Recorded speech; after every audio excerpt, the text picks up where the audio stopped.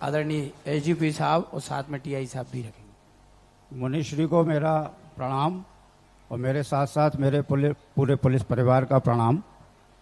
मुनिश्री, मेरी एक बड़ी शंका और जिज्ञासा और एक समस्या जो नौकरी के दौरान मैंने महसूस की है कि जब जब हमने जहाँ जहाँ नौकरी की है वहाँ हमने देखा है कि जो नशे की लोगों में आदत है वो सारे अपराध की जड़ है। उसको देखते हुए अभी मध्य प्रदेश सरकार के माध्यम से पुलिस परिवार ने एक कार्यक्रम चलाया है, नशे से दूरी है जरूरी। तो उस पर मैं चाहता हूं कि मुनिश्री हमारा मार्गदर्शन भी करें और जिससे कि हम इसको समस्त समाज में फैला सकें और समस्त समाज को इस संबंध में मुनिश्री के मार्गदर्शन हेतु प्रयास करके उनको तत्पर कर सकें। समाज में से किसी भी बुराई को मिटाने के लिए या तो श्रद्धेय चाहिए, भगवान चाहिए, गुरु चाहिए, माँ बाप चाहिए, गार्जियन चाहिए, जिसके प्रति उस आधीनस्थ व्यक्ति की अनन्य श्रद्धा हो, तो वह व्यक्ति अपने उपदेश के माध्यम से उसको उस बुराई से बचा सकता है। जो भगवान पर विश्वास रखते हैं वो भगवान के आदेश को पाल करके बुराई छोड़ देंगे। जो गुरुओं पर विश्वास रखते हैं गुरुओं की बात रख करके, बात मान करके छोड़ देंगे। जो माँ बाप के ऊपर विश्वास रखते हैं वो माँ बाप के कहने पर बुराई छोड़ देंगे। लेकिन इनकी संख्या जो होती है वो अच्छी होती है लेकिन पूर्ण नहीं है। अपने भारत देश में जो जिस भगवान को मानता है वो भगवान को तो मानता है लेकिन भगवान की बात नहीं मानता है। गुरु को तो मानता है लेकिन गुरु की बात नहीं मानता। माँ बाप को तो मानता है लेकिन माँ बाप की बात नहीं मानता। इसके कारण से उसके जीवन में बुराई बनी रह जाती है। कभी यदि कोई एक हमारे यहाँ आता है कि एक नाली बह रही है, किसी ने व्यक्ति ने कहा कि भाई यहाँ नाली नहीं बहना चाहिए, बोले हाँ नहीं बहना चाहिए तो बंद करो, बोले नाली तो वहीं से बहेगी। तो भाई पंचायत बैठा लो, गुरु से पूछ लो, इनकी बात तो मानोगे? अरे ये तो भगवान होते हैं, इनकी कौन बात नहीं मानेगा। महाराज कह देंगे फिर तो ये नाली बंद कर दोगे, तो भगवान महाराज को मानते हो कि नहीं? हाँ मानता हूँ, महाराज तो भगवान है, उनकी बात सही है, बिल्कुल 100% सही।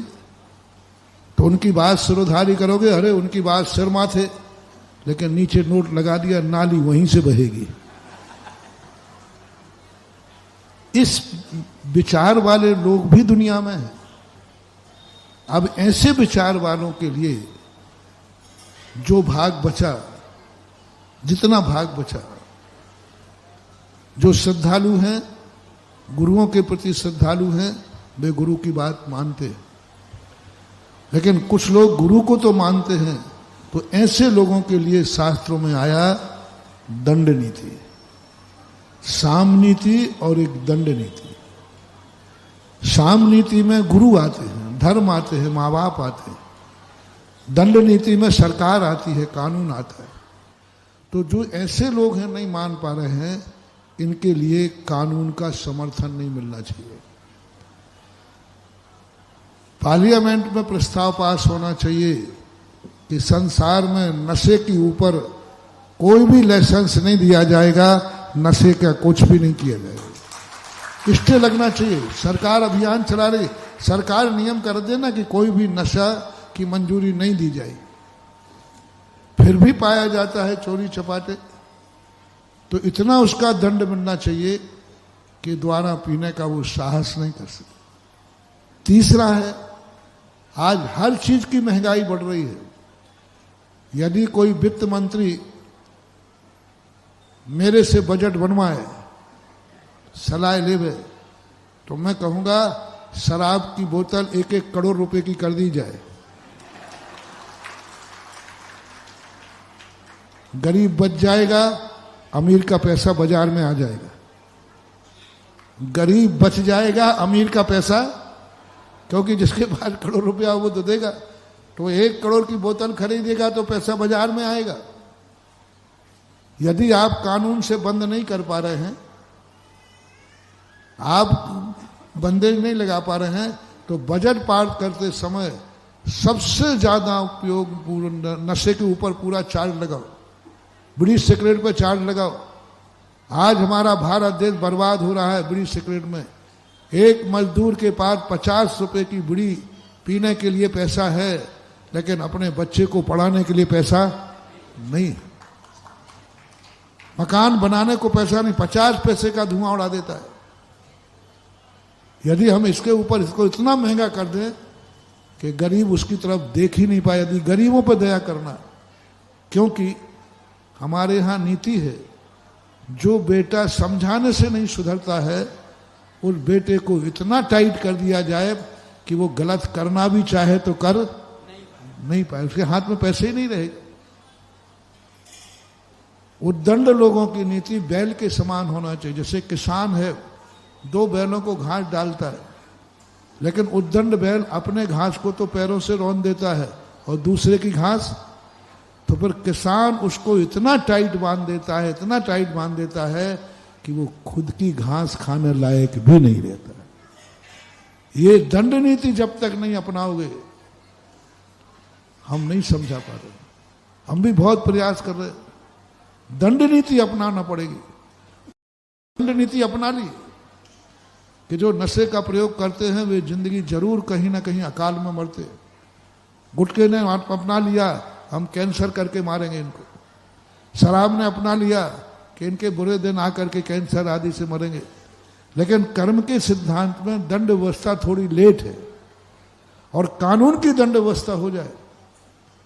सबसे पहला कानून बने कि सरकारी कर्मचारी, चाहे वो पुलिस का हो, चाहे वो क्लर्क हो, किसी भी व्यक्ति की जांच में यदि शराब पीना पाया गया उसको तुरंत सस्पेंड कर दिया जाएगा, उसको नौकरी से ले। नौकरी के देते समय इंटरव्यू का पहला जांच होना चाहिए, ब्लड जांच होना चाहिए कि ये कहीं शराब तो सरकार जो अपने हाथ में, क्योंकि वो महकमा अपने हाथ में, तो वहां नियम होना चाहिए सरकारी, चाहे क्लर्क हो चाहे कलेक्टर हो, कोई भी हो, जिसके जीन्स में, जिसके खून में शराब की कोई भी संस्कार पाया गया, कितना ही बड़ा अच्छे नंबर लाए इंटरव्यू में, उसको पास नहीं किया जाएगा। यदि नौकरी के बल पर पीते पाया गया ड्यूटी में, बिना कुछ के उसको सस्पेंड कर दीजिए। एक बार एक कठोर शासन उठा लीजिए, सारे भारत के कम से कम 1 कर्मचारी वर्ग शुद्ध हो जाएगा। और कर्मचारी वर्ग शुद्ध हो गया, आज हम क्या कहें अपने देश की।